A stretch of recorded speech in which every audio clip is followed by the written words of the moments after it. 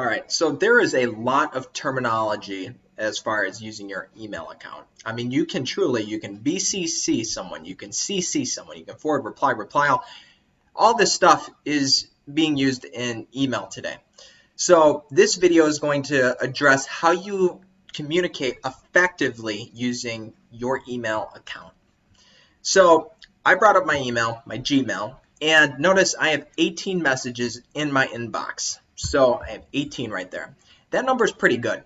18 is good because it's a small number. It's ideally I want that number to be 0. The reason why is you want to be alerted when you get a message. You want to stay up to date. You want to be up to date with everything. You want to click on all of your messages so whenever you have a new assignment or an important notification going out, you get alerted. When you have 500 messages going on, you don't know what's coming in from where. So always stay up to date. It's not uncommon to have 500 messages in your inbox. So what you want to do is you want to, click on 15 a day until that number goes to 0. You want to stay up to date that way, and that will help you out. Trust me, it feels good when you get that number down to 0. So that's the first thing. Now let's talk about, reply versus reply all. So my teacher sent out a homework. Okay, so we got a homework assignment. 133 numbers 1 through 25. Oh, that's not bad. Okay, all right, let's look at this. Okay, but I have in my notes here that we're supposed to do 30 through 35. Let's send an email. So let's talk about how we send a professional email to my teacher. I don't know if I'm supposed to do numbers 30 through 35. So what I'm going to do is, okay, do I reply or reply to all for an email with this? What does reply all do? Oh, it sends it to my teacher and everyone that he sent it out to. So it replies to everyone included in the email. I don't want that. I don't want everyone in my class to be notified on this email I'm sending out to. I don't want that. All right, so let's exit off this. And let's go to reply. We want to reply just to my teacher. Reply. Okay, that sounds good. Okay.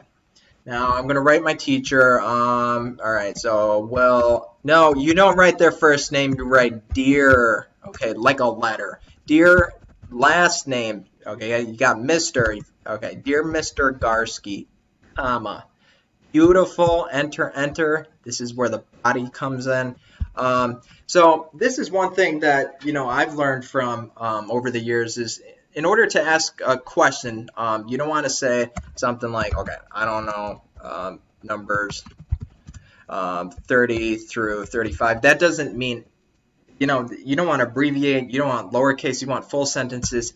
And in order to come across as asking a question sincerely, one thing that has always helped me is to say, if you could help me, comma, I would greatly appreciate it. Period. That thing that if you could, it comes off as super sincere. It comes off as not overly demanding, but still saying this is what you want. So if you could do something for me, I would appreciate it. It's such a great tool as far as communicating effectively and sounding professional when you do that. So I mean that comes in handy when you're dealing with a boss, when you got to interview anything. So if you could, great way of starting it, clarify whether or not we were supposed to do numbers 30 through 35 as well, comma, so there's that. I would greatly appreciate it. And if you want to sound excited, you put 1 exclamation point. Okay, cool. And then you enter sincerely, super professional, comma, enter your first and last name. A lot of times, a lot of people just write their first name. In order to sound professional, you want your first and your last name always included on anything you do, assignments, anything. So first and last name.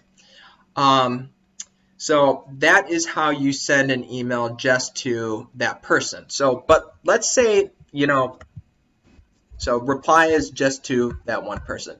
Let's say you're wanting to send an email to your buddy. Your buddy was sick in class and he did not get the assignment. Okay, you're like, he needs the assignment. And the teacher didn't send it to us, so I'm going to send it to my buddy. That is what the forward feature does. It doesn't send it to the teacher. It doesn't send it to anyone else in your class. When you click forward, it just takes that message from your teacher and says, here it is. Here's that message, and you're going to be forwarding that message to your friends. So you go BNC, GAR, Ed. All right, so you're sending it to the email, to your buddy's email. So you send it there, and then you go to here and you can click send, and that's how you forward a message, okay? So that's how you would forward a message to someone else.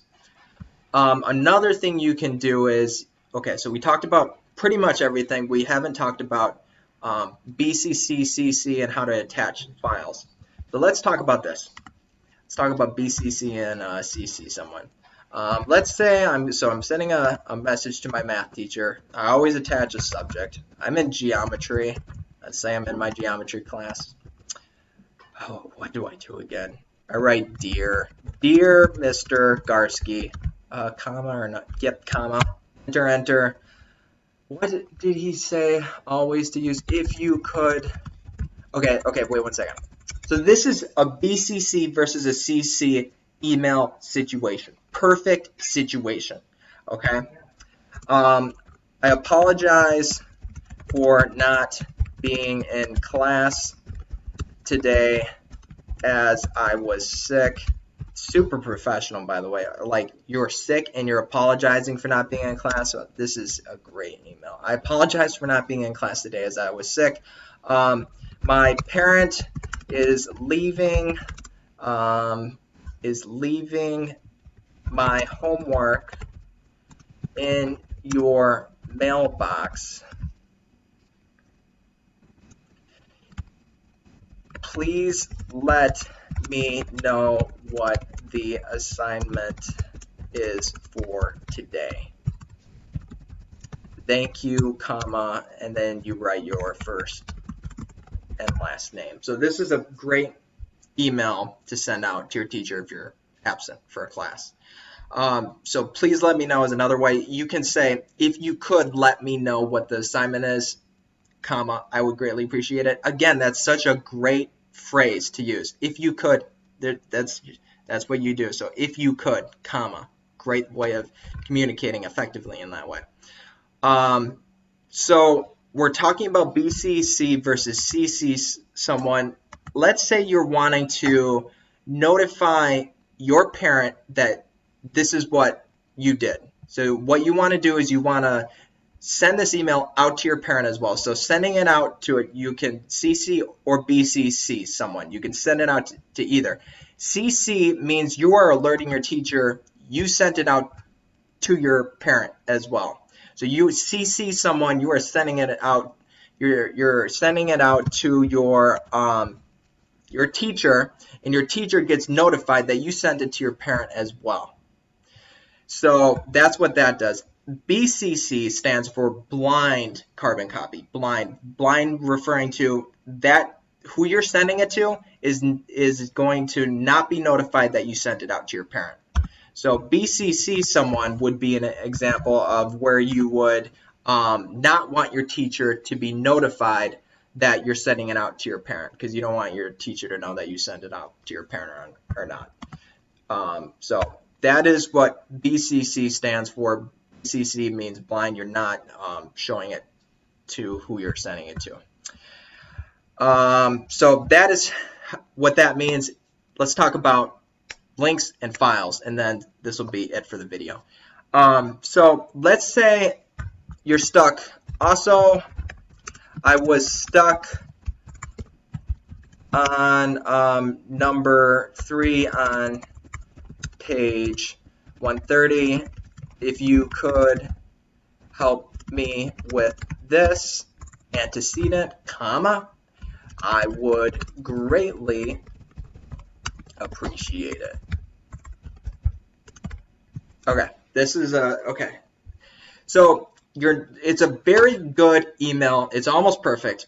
The only other thing is so you said you're specifying the page, the number you're stuck on. You're not saying you're lost. You're not saying, so this is a great way of clearly stating what you need help with.